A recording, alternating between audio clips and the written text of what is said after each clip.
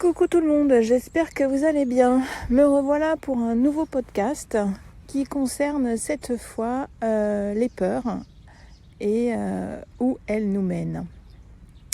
Vaste sujet, n'est-ce pas? Alors je ne vais pas traiter ici de la globalité du sujet, mais une partie par rapport à mon expérience, mon vécu et ma vérité du moment. Tout ça dans le but toujours le même de aider, soutenir ceux qui traversent ce genre de choses et à qui ça peut faire du bien. Alors, avant de commencer,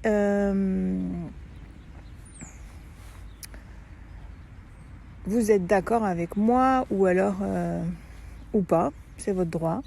Mais si on considère que nous sommes énergie, puisque nous sommes constitués d'atomes, de molécules, etc., nous sommes énergie et vibration. La peur, c'est une émotion qui est également une énergie. Tout comme l'amour, c'est une énergie, une vibration. Le contraire de l'amour, c'est la peur, et le contraire de la peur, c'est l'amour. Voilà. Pour poursuivre, quand vous êtes traversé par les peurs, ou quand la peur est là, elle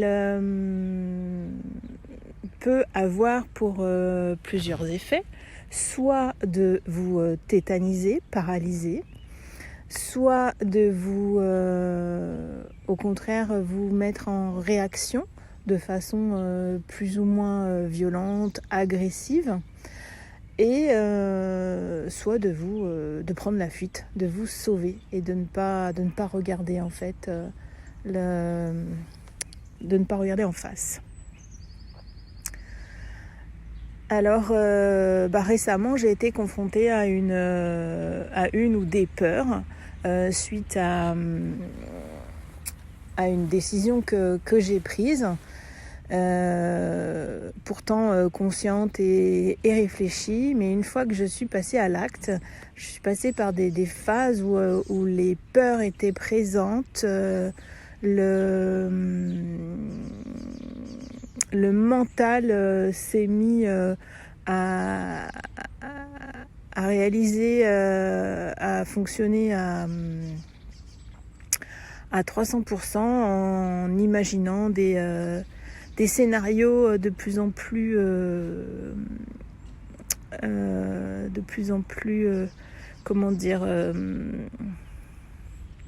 fous les uns que les autres, et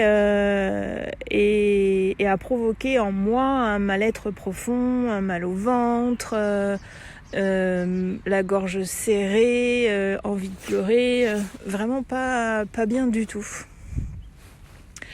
Et du coup, là, ce que je vous propose, c'est de prendre conscience déjà que les peurs, qu'est-ce que c'est, comment ça se manifeste, et quand on sait tout ça, on peut essayer, du moins, en fonction de l'état où on est, de se rendre compte que qu'est-ce qui se passe, quoi. Je suis pas, ou de prendre un petit peu de hauteur sur soi, de s'observer et de se dire oula, mais là il y a un truc qui va pas, quoi. Je suis pas bien, il y a quelque chose qui va pas. Et donc de prendre le temps d'observer pourquoi, qu'est-ce que, effectivement, il y a quelque chose qui vient nous toucher pour qu'on soit dans ce mal-être, dans cette fuite, ou dans d'être paralysé, ou dans cette émotion intense, dans ce moulinage du mental à imaginer plein de scénarios possibles, et de voir qu'est-ce que ça nous dit, qu'est-ce qu'elles veulent nous dire, ces peurs. Et Déjà ça, d'accueillir, c'est un premier pas. De vous poser, et ça permet de se poser, d'accueillir et de dire ok, là je ressens cette sensation, je vis cette sensation, et qu'est-ce qu'elle vient toucher en moi, pourquoi elle est là si présente, et ensuite de regarder le moment présent,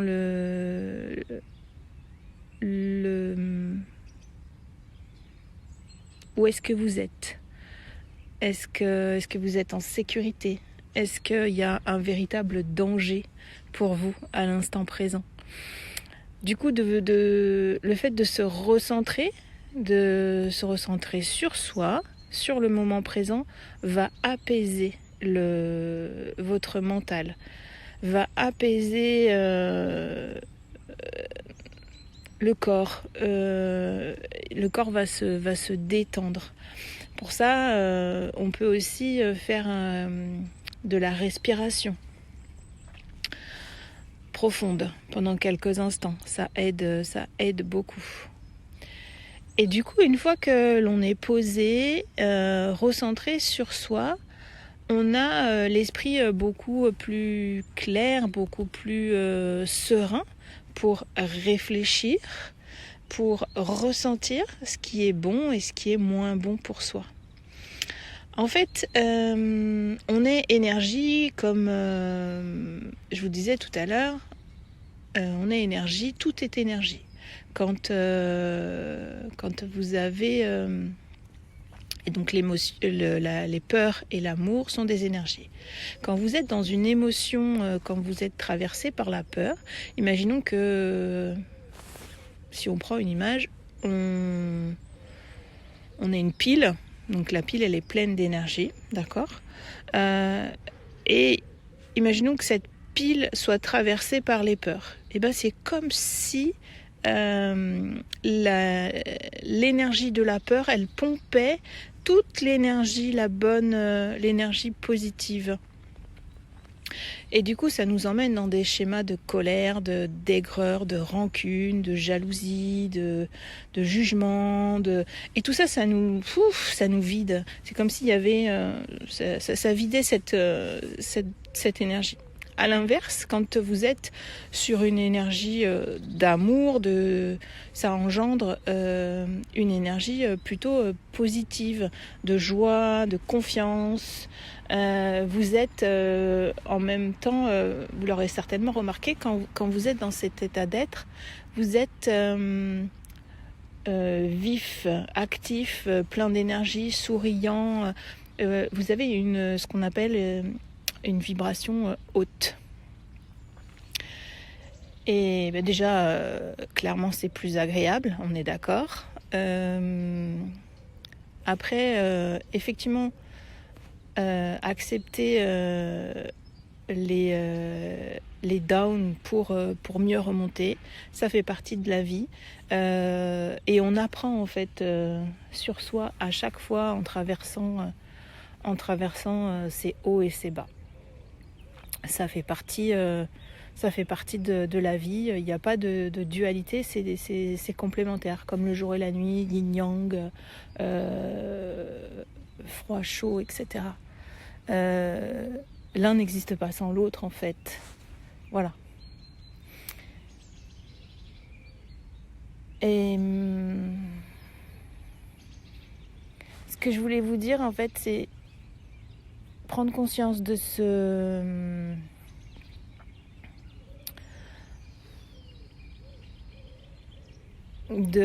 cet état d'être, de qu'est-ce que ça engendre, et du coup de pouvoir se positionner en tant qu'observateur de soi-même pour pouvoir grandir, pour pouvoir comprendre qui l'on est profondément, d'où viennent ces peurs et qu'est-ce qu'elles viennent nous apprendre sur nous,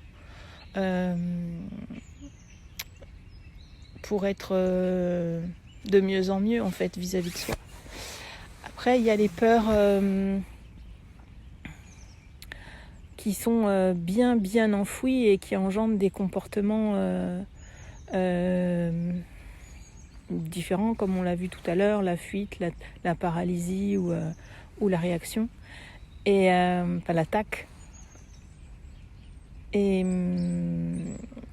bien entendu, on est tous différents et on réagit en fonction de nous-mêmes. Mais là, l'idée, c'était vraiment d'apporter une définition de la peur, enfin ma définition. Et qu'est-ce que ça engendre pour pouvoir mieux l'observer, mieux la comprendre et agir, et non pas réagir. Agir pour nous, pour notre mieux-être derrière. Je vais reprendre l'exemple que j'ai vécu il y a quelques jours, donc suite à mon nouveau projet de vie, j'ai fait un choix et je suis passée donc à l'action. Une fois que l'acte a été fait, signé, là j'étais envahie par des peurs, une angoisse, et du coup, comme je vous disais, hein, le mental établissait plein de scénarios catastrophes, plus rocambolesques les uns que les autres. Et du coup, si je me laissais partir dans ce truc infernal, je pense que j'y serais encore et je serais très très bas. Et du coup, à un moment, je me suis dit stop, regarde en face, en fait. Alors, je dis pas que c'est quelque chose de facile et de confortable à faire. Ça l'a pas été du tout. Mais du coup, ça m'a permis de comprendre plein de choses, de revenir sur plein de choses. Ce comportement de peur que j'avais avant, qui était, je pensais avoir traité. Et en fait, là, ils sont revenus en force. Mais parce que j'étais seule aussi à prendre cette décision, c'était quelque part une sorte de test en fait sur ce que je traversais et sur mon nouveau choix de vie. Et le fait de prendre de la hauteur sur ce que je vivais, de regarder en face et de réaliser tout ça, de conscientiser tout ça, de revenir en moi et au moment présent, ça m'a apaisée, ça m'a fait du bien et j'ai pris conscience que je n'étais pas en danger, que tout allait bien. Et j'ai pu réfléchir et j'ai pu dormir et être plus sereine en fait, pour après agir en fonction, de façon posée, tranquille et avec beaucoup moins de peur. Voilà, qu'est-ce que je voulais vous dire d'autre ? Vous l'aurez constaté et écouté, ce podcast est simple et spontané. Tout ça pour vous dire que effectivement, si j'en suis là aujourd'hui, c'est grâce à tout le travail que j'ai fait depuis mon réveil de conscience et l'éveil, c'est pas quelque chose que vous faites et c'est fini en fait. Après, c'est tout au long de votre vie où on s'éveille à différents champs de conscience.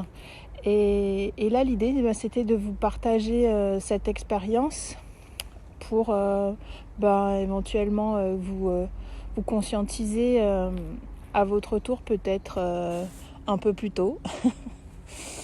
Tout simplement que ça puisse vous donner du soutien ou plus de compréhension.